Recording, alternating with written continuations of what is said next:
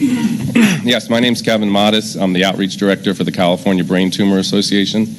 And I spend my time full-time here in Washington, D.C., educating legislators regarding the health effects, the biological and health effects from wireless radiation. And part of our team is cancer epidemiologists, toxicologists, cellular biologists, all the people that the FCC do not employ. As a matter of fact, the FCC does not even have a health department. And the working around of health effects from wireless technology is really a sad chapter in the history of this country. And frankly, there's no nice way to say this. The wireless industry is lying about health, and they're lying about this technology and how it needs to be implemented. And coming from California, we have more insight because they're already beginning to install, so we know more about it. But I think this video is important because it's one of... really high frequency, so everybody thinks it doesn't go very far. But it's a really big pipe, and so that's what allows you to gain... Well, wait a second now. Do we have the capacity to get that shown? No? It's okay. It's only 30 seconds. Okay. But I'm getting wavelengths that are bothering me. I'm kidding. This is downloaded. We're 3,000 feet away from our radio node. The cool thing about this is we did not move the radio node. It's pointing down to serve the customers in that area. But here, even 3,000 feet away, we're still getting gig speeds. I think what's important about this Verizon advertisement for 5G is they make it very clear that their technology can travel very easily 3,000 feet. So that's more than half a mile. So what that means is they do not need to locate these transmitters so close to people.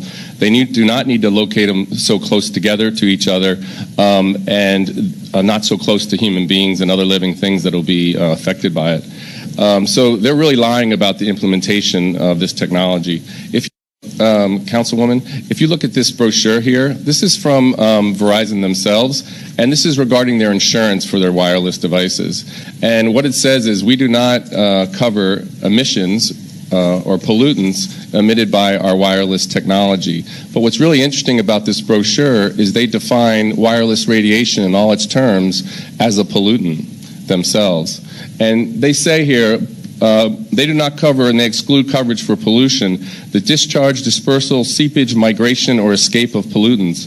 Pollutants mean any solid, liquid, gaseous, or thermal irritant or contaminant, including smoke, vapor, soot, fumes, acid, alkalines, chemicals, artificially produced electric fields, magnetic fields, electromagnetic fields, sound waves, microwaves, and all artificially produced ionizing or non-ionizing radiation or waste.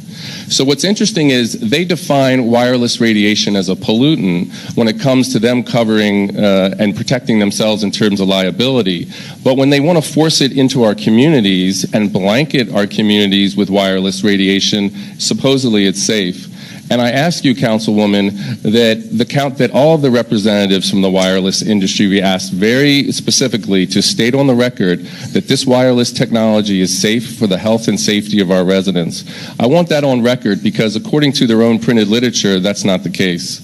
And that's a big issue because working around health effects, known health effects, is really the MO. Whether it's the FCC order, which says that we have streamlining, so we don't want to consider health, environmental issues at all, so they can just work around it.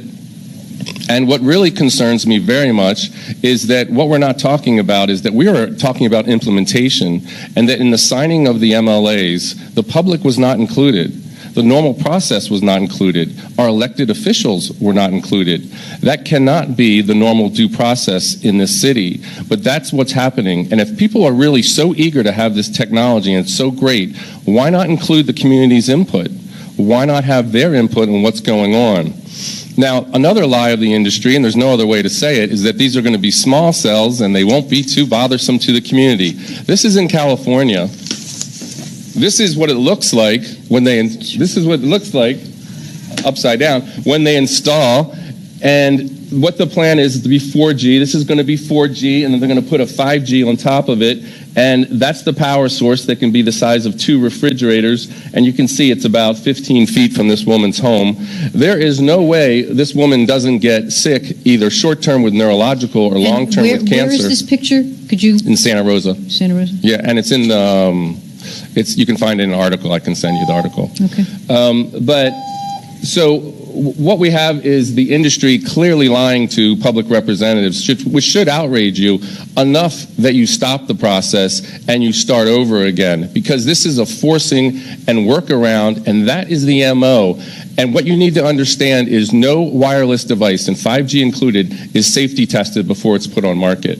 No antenna is safety tested before it's put on market. They only have to fall under an exposure guideline that is a thermal guideline only, which means you're only guaranteed not to be heated or burned by your phone or your antenna. Anything below that over time isn't covered, and that's where the real health effects are. The reality is this is the greatest environmental and safety threat of our time, and instead of fighting back and pushing back, especially when we have safe alternatives like wired fiber optic to the home, we are spending millions and billions and just showing the way to the industry of taking advantage of us. This is when we need our representatives to represent. This is when we need our representatives to push back. And it can't just be you, it has to be the entire council. This is truly wrong. You can only microwave radiate people so much. And what you'll see in my packet is a report from the Army on millimeter waves looking at 350 studies showing clear biological effects below thermal, below our safety guidelines. And what's interesting about this report is they said the subjects of these studies, 30 to 80% of them were aware of it because our skin and our eyes are going to absorb a disproportionate amount of this wireless radiation. So you're talking about serious effects to our skin and our nerves venerate our skin, so you're talking about affecting our entire neurological system and exposing our eyes to military-grade wireless radiation, and our eyes have no natural defense against this. So you're talking about putting this in front of people's homes, forcing it into their rooms. This is absolutely absurd. We have video from the FCC proceedings with one of the 5G engineers saying themselves, look, we are forcing these directed beams into people's windows at levels that we do not allow in our labs, in our safety labs. This is absolutely absurd, and the FCC shrugged it off and said, this isn't an issue we need to be discussing today. Okay, thank you. Thank you very much.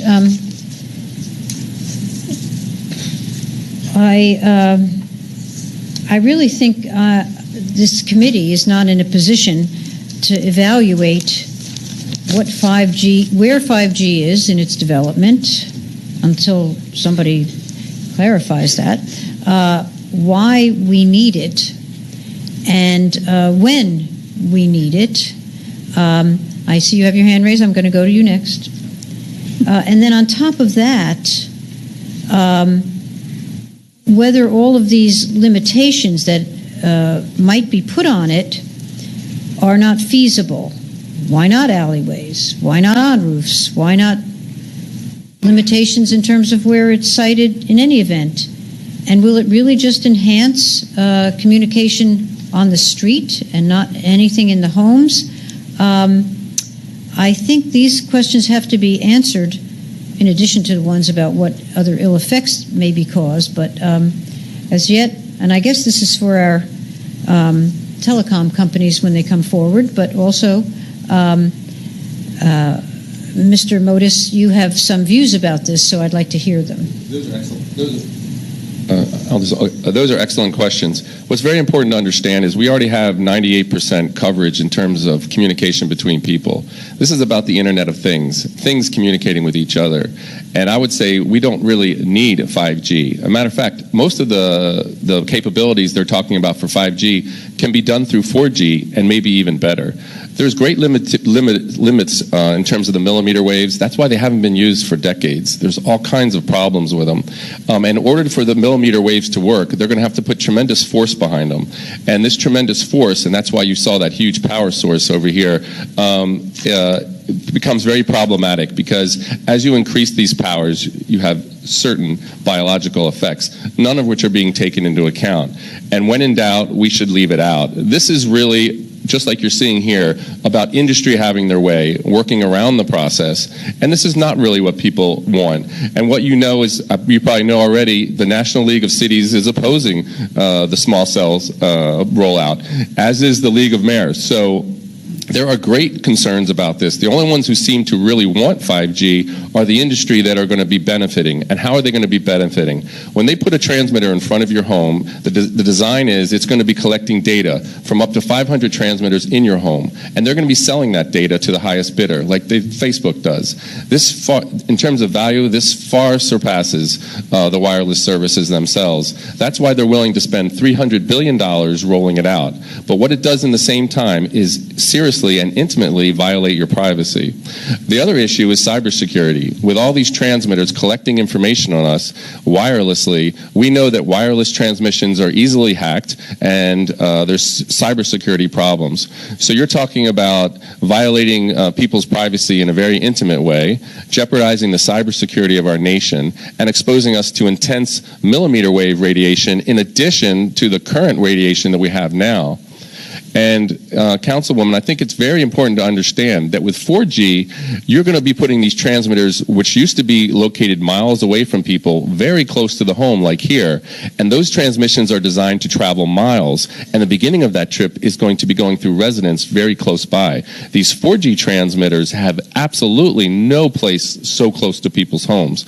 The 5G transmitters, while they're designed for shorter transmissions, you could understand why they would be located closer, but not this close to humans. But the 4G transmitters, and while our studies show that wireless radiation is clearly carcinogenic, neurotoxic, and genotoxic, they only look at one source, and these studies are very carefully designed to only consider one source. But what you're talking about here is now two sources, very strong sources, lower frequencies and higher frequencies, hitting people with a soup of wireless microwave radiation. So our bodies certainly are not designed to adapt to any of this. And the reason why low frequencies and these high frequencies are such a problem is we're electromagnetic. Our cells are electromagnetic. Our cells communicate, reproduce, and reproduce and transmit electromagnetically. The idea that these billions of waves per second passing through our body are not going to have an effect on us is true fantasy. They absolutely have an effect on us. We are electromagnetic. So is our heart and brain. Okay, thank you very much. Did you say that the National League of Cities and the League of Mayors oppose 5G technology, or is it just that they oppose the FCC's order? They're opposing the FCC order, but specifically they're opposing S.𝗵𝗵𝗱, which is a bill from Senator Thune, which is going to shorten the shot clocks, streamline, and then, by the way, if you get sick near a wireless transmitter, you have to go back to... My question was pretty straightforward. Okay. Are they opposing the 5G technology, or are they just opposing the FCC order and perhaps this bill that has not been passed? Both, but that bill only pertains to 5G and small cells. Okay, so therefore they oppose 5G transmitters. That bill only concerns itself with the rollout of 5G. Okay, that's true that that's the subject, but do they oppose 5G technology as such, per se? Based on their opposition with 3157, that is to facilitate 5G, I would say yes, they do. And we do know that they're opposing the FCC order. No, I know that, but I wanted to find out, because I thought you said they were opposing 5G But the FCC technology. order is specifically about small cell rollout, too. I know that. Well, I could have something that's about dogs, but then if I worry about a regulation about dogs, doesn't mean I'm opposed to dogs. So there's a distinction. But okay. I hear what you're saying. I just wanted to check that. One thing I didn't mention was Dr. 𝗵𝗵𝗍𝗃 from California, where I'm from, who's an expert in electromagnetic radiation health effects, wrote a letter regarding the rollout of small cells, and she cited 360 scientific citations pointing to the biological and health effects. This is a current professor expert in the field. Could we have a copy of that? That's in your packet. Okay. I just didn't have a chance to mention it along with the Army report. I think it's very illuminating. And for the industry to say... And then, okay, because you can't go on and on. The other thing is, in my packet, is there also a copy of that insurance form that you made reference to? Because I'd like to have that as well. Yes, one from AT&T as well. Okay, perfect. So, okay, thank you. Thank you so much for having this hearing and asking such good questions. Okay, well, you want to add one thing? You were saying, yeah, you were saying that, you were saying that. In there is a copy of an appeal from 220 scientists and doctors asking for damages our cells. So we have the mechanism, we have the scientists saying it's a problem, the FCC saying it's safe without a health department or health professionals, and we know they're a captured agency. We have the industry pushing this. I very much want you to ask them to go on record in saying this technology is safe for our women, our children, our families that are going to be exposed to this, because they know it's not safe. They're protecting themselves in terms of liability, but they have no interest in protecting us. This is outrageous. This is the most important function of local government, to protect our health and safety, and it's being called into action now. Thank you. And if the United States is going to continue to be a world leader in wireless, we need to speed the deployment of 5G here on our shores.